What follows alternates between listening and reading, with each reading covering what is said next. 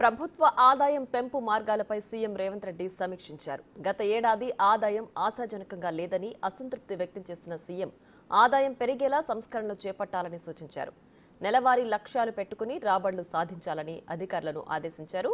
పన్ను ఎగవేతల పట్ల కఠినంగా వ్యవహరించాలని, జీఎస్టీ ఎగవేస్తే ఎవరినైనా ఉపేక్షించొద్దని సూచించారు.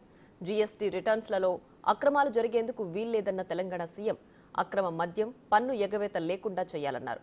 భూముల మార్కెట్ విలువలు సవరించాలని, భూముల మార్కెట్ విలువ శాస్త్రీయంగా నిర్ధారించాలని సూచనలు చేశారు.